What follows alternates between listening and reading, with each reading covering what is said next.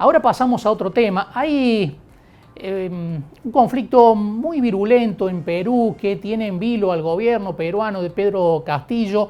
Hay muchos puntos en común con lo que está pasando en Argentina en cuanto no a las protestas, pero sí a la situación que generó las protestas. Fueron más que nada por los aumentos del combustible, por los aumentos de la canasta alimentaria, y estamos en comunicación por Zoom con Salvador Sampen, que él es periodista, colega de América Televisión. ¿Qué tal, Salvador? Buen mediodía.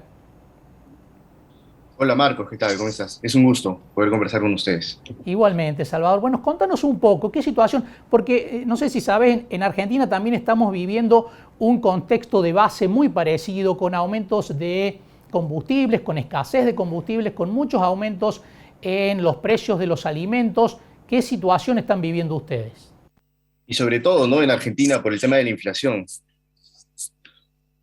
Sobre todo por la inflación, ¿no? Sí, claro. Mira, es un tema bastante amplio lo que está sucediendo en Perú y quiero condensar lo más que pueda porque si no necesitaríamos 2 horas de programa. Pero para poder entender lo que está sucediendo en Perú en cuanto a las protestas de las personas, es necesario también entender cómo llegó Pedro Castillo al poder. Si bien es cierto, en la segunda vuelta Pedro Castillo venció a Keiko Fujimori por este voto antifujimorista, es decir, porque lo apoyó mucho el hecho de que las personas no querían que Keiko Fujimori saliera presidenta. Para llegar a esa segunda vuelta, Pedro Castillo acumuló muchos votos en el interior del Perú, en las provincias. Pedro Castillo es de Cajamarca, una provincia ubicada en la sierra de nuestro país. El discurso de Pedro Castillo era un poco reivindicar a los pueblos indígenas, un comunismo, por decirlo, trasnochado, que no está muy asociado a la izquierda moderna de Latinoamérica, en el que reivindicaba, por ejemplo, figuras como el régimen cubano, Uh -huh. como por ejemplo la Unión Soviética. Si nosotros leemos el Tratado del Partido de Perú Libre, reivindican todas estas posturas. Y entonces en el Perú sucede algo muy particular, que es el tema de la centralización. La única metrópolis que tiene el país es Lima. Uh -huh. En Argentina se me ocurren que hay ciudades muy bonitas, no sé si a nivel de Buenos Aires en cuanto a modernidad, pero sí bastante desarrolladas, como es el mismo caso de Córdoba, está el caso de Mendoza, Rosario Claro. incluso.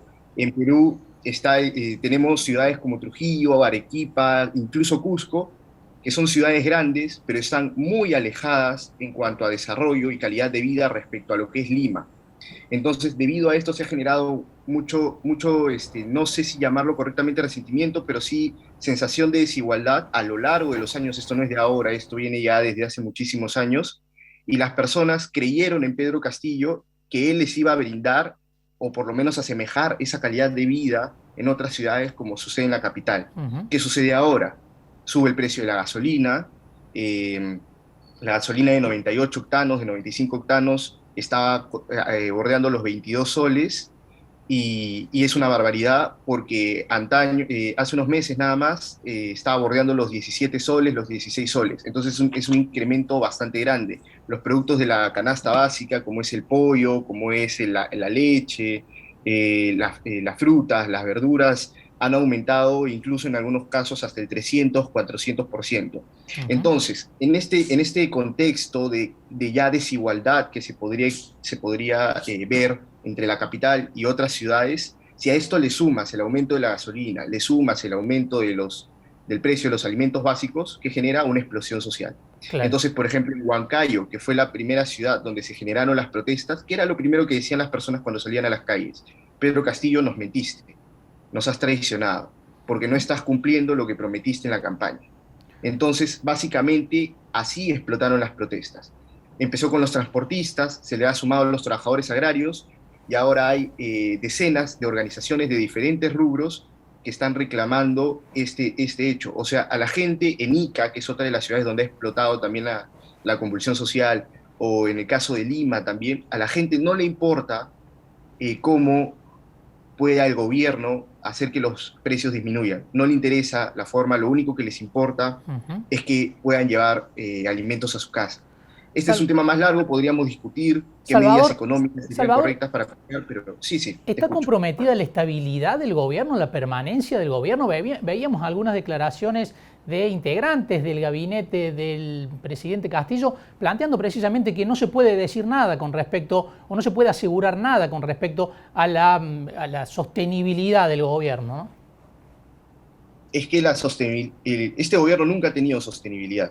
En los 8 meses, desde que inició su mandato, Pedro Castillo ha estado al borde del abismo permanentemente, ya sea por la oposición, que no lo ha querido nunca desde el primer día, o por él mismo, que ha metido la pata en diferentes declaraciones, en diferentes acciones, etc.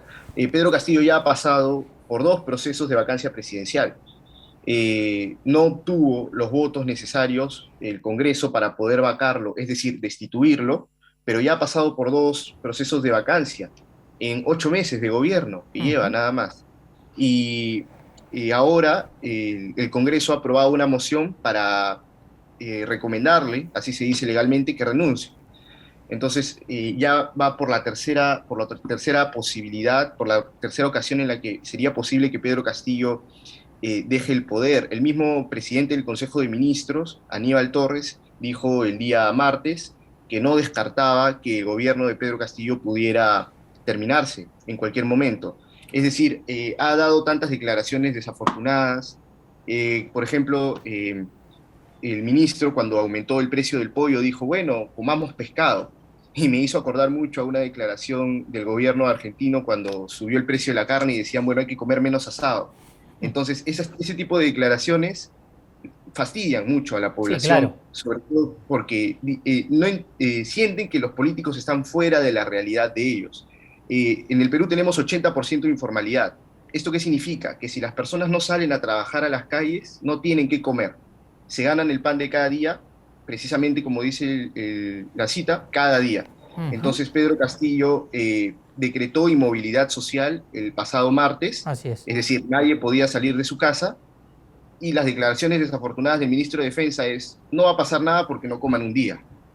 Esto hizo que explotara Lima y se registraran protestas a lo largo de toda la ciudad y se atacaran diferentes entidades públicas como el Ministerio Público, el Poder Judicial, entre otras. Ahorita la situación en Ica, que es otra ciudad del Perú, al sur, está completamente descontrolada. La Ujú. carretera está tomada por los manifestantes y la policía no puede hacer absolutamente nada con ellos. El día miércoles incendiaron la comisaría de Villacuri, que es un lugar cerca a Ica, a las afueras de Ica, y la policía no se da abasto para poder controlarlos. Entonces, si tú me preguntas cómo podría definir la situación en el Perú en estos momentos en una palabra, probablemente sería anarquía.